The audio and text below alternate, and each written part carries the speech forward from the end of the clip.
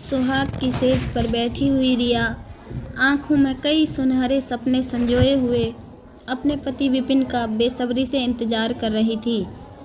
वह अपनी जिंदगी में आने वाले खुशनुमा पलों के बारे में सोचकर मन ही मन रोमांचित हो रही थी। काफ़ी वक्त बीत जाने के बाद भी जब विपिन कमरे में नहीं आया तो इंतज़ार करते करते रिया को कब नींद आ गई उसे पता ही नहीं चला।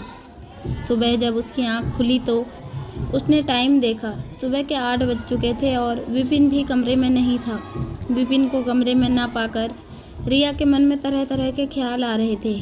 उसने तो शादी की रात के कई सुनहरे सपने देखे थे, परंतु विपिन तो पूरी रात कमरे में आया ही नहीं। सोच सोचकर उसकी आंखों से आंसू आ गए। उसने खुद को संभाला और नहाने के लिए बाथरूम में चली गई। नहाने के बाद जब वह कमरे में आई तो विपिन कहीं जाने के लिए तैयार हो रहा था। रिया के मन में कई सवाल आ रहे थे। वह उनका जवाब जानने के लिए विपिन से बात करना चाह रही थी। उसने उससे पूछा, आप कहीं जा रहे हैं क्या? तो विपिन ने उसकी तरफ देखे बिना ही अनमने ढंग से जवाब दिया, आज ऑफिस में एक ज़रूरी मीटिंग है, मुझे जाना पड़ेगा। कम से कम आज तो रुक जाते, रिया ने धीमे स्वर में कहा। बहुत ज़रूरी है वरना रुक जाता, कहकर विपिन ऑफिस के लिए निकल गया। उसके बेरुखे व्यवहार से रिया के दिल को बहुत बड़ी ठेस पहुंची।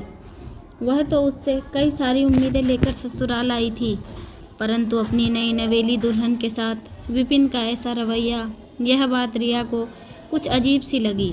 परंतु उसने यह सोचकर मन को समझा लिया कि जो कुछ वह सोच रही है शायद वह सच ना हो। रिया एक मध्यम वर्गीय परिवार की बेटी थी। वह दिखने में भी कुछ सुंदर नहीं थी।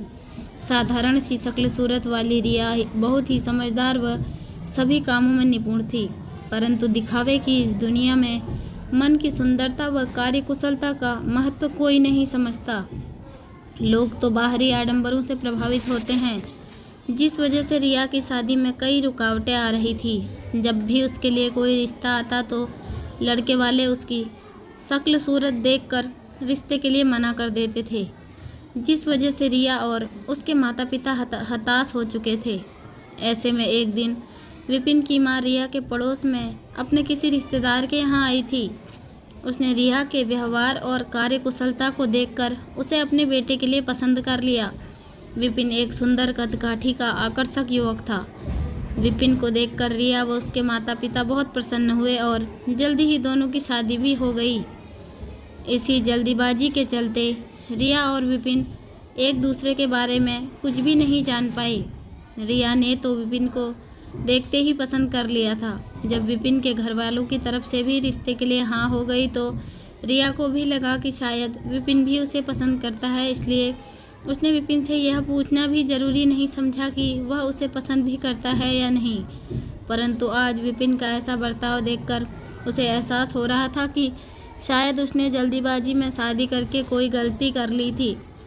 विपिन जैसे सुंदर नौजवान का एक साधारण सी शक्ल सूरत वाली लड़की को पसंद करना संभव नहीं है, पर अब यह सोचकर क्या फ़ायदा, शादी तो हो चुकी थी। उसने इसे ही अपना भाग्य समझकर स्वीकार कर लिया और फिर उसके सास ससुर तो उसे बहुत प्यार व सम्मान देते ही थे, इसलिए वह मन लगाकर अपना कर्तव्य निभाने लगी। सास ससुर की सेवा करना, पति की पसंद नापसंद का ख्याल रखना, यह सब काम वह बड़ी ही कुशलता से करती थी। सब लोग उसकी तारीफ करते नहीं थकते थे। देखते ही देखते 6 महीने बीत गए, परंतु विपिन का व्यवहार बिल्कुल भी नहीं बदला। इस बीच ना तो वह रिया के करीब आया और ना ही अच्छे से बात की। ऐसे ही समय बीत रहा था। एक दिन विपिन अपने बचपन के दोस्त सोहन की शादी में गया। वहाँ उसे अपने और भी कई सारे दोस्त मिले। बहुत समय बाद मिलकर वे सब बहुत खुश थे। सोहन की पत्नी बहुत सुंदर थी। उसकी सुंदरता देखकर विपिन मन ही मन अपने भाग्य को कोसने लगा कि उसे सुंदर पत्नी नहीं मिली। खैर, अब तो जो कुछ होना था वह हो ही चुका था, इसलिए इन सब बातों पर ज़्यादा ध्यान ना देते हुए वह शादी की पार्टी एंजॉय करने लगा। शाम को जब शादी की सभी रस्में पूरी हो गई तो सोहन भी अपने दोस्तों के पास आ गया। क्योंकि वे सब बहुत समय के बाद मिले थे, इसलिए उन सब ने मिलकर खूब एंजॉय किया। सोहन को जब काफ़ी देर हो गई और वह अपनी पत्नी के पास कमरे में नहीं गया तो उसकी पत्नी खुद ही वहाँ पर आ गई। वहाँ आकर जब उसने अपने पति को दोस्तों के साथ मिलकर बियर पीते देखा तो उसने गुस्से में अपने पति के हाथ से बोतल छीनकर ज़मीन पर पटक दी और वहाँ पर जो भी सामान था सब इधर उधर पटकना शुरू कर दिया। सोहन उसे समझाने की कोशिश करता रहा लेकिन उसने उसकी एक न सुनी। वहाँ पर शोर शराबे की आवाज़ सुनकर सब लोग इकट्ठा हो गए।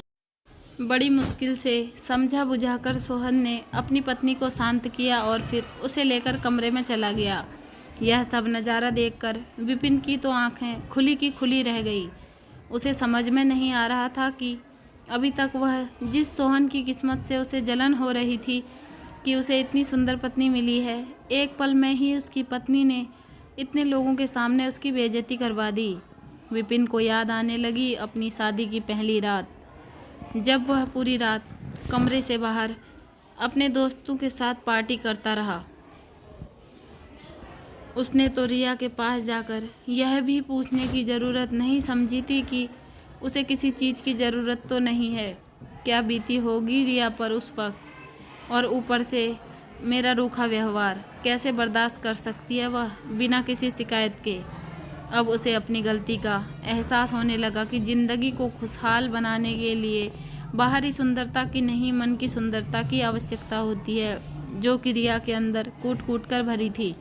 यह सब बातें सोच सोच कर उसे पूरी रात नींद नहीं आई। सुबह जब वह उठा तो नहा धोकर अपने घर चला गया। घर जाकर उसने देखा कि रिया अपने सास ससुर को नाश्ता करवा रही थी। उसे देखते ही रिया के चेहरे पर मुस्कान आ गई और बोली, आ गए आप, चलिए मुंह हाथ धो लीजिए, मैं आपके लिए भी नाश्ता लगा देती हूँ। अपना भी नाश्ता लगा लो, एक साथ बैठकर नाश्ता करेंगे, विपिन ने धीमे स्वर में कहा। अचानक से अपने पति के व्यवहार में इतना बदलाव देखकर रिया आश्चर्यचकित रह गई। वह तो रोज़ इसी तरह से सबका ख्याल रखती थी, मगर आज तक कभी भी विपिन ने उसकी खुशी के बारे में बिल्कुल भी नहीं सोचा था। आज जब उसने रिया से अपने साथ बैठकर नाश्ता करने के लिए कहा तो वह बहुत खुश हुई। दोनों ने साथ बैठकर नाश्ता किया और फिर वह अपनी रसोई समेटने के लिए चली गई और विपिन अपने बेडरूम में आ गया। अपना काम खत्म करके जब रिया बेडरूम में आई तो विपिन ने उसे अपने पास बिठाते हुए उससे अपने द्वारा किए गए दुर्व्यवहार के लिए माफ़ी मांगी और आज के बाद उसे उसके हक की सारी खुशियां देने का वादा किया। रिया तो इतने वक्त से पति के प्यार के लिए तरस रही थी। अचानक से पति के मुंह से अपने लिए प्यार भरी बातें सुनकर उसकी आंखों से खुशी के आंसू बहने लगे। वह फपक फपक कर रो पड़ी और विपिन के गले लग गई।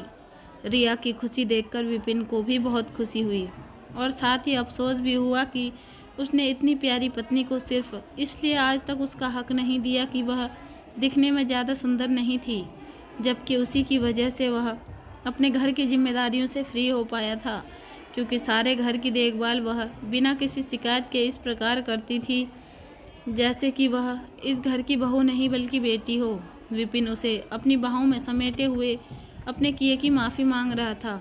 रिया ने तो उसकी मधुर बातें सुनकर उसे वैसे ही माफ़ कर दिया था।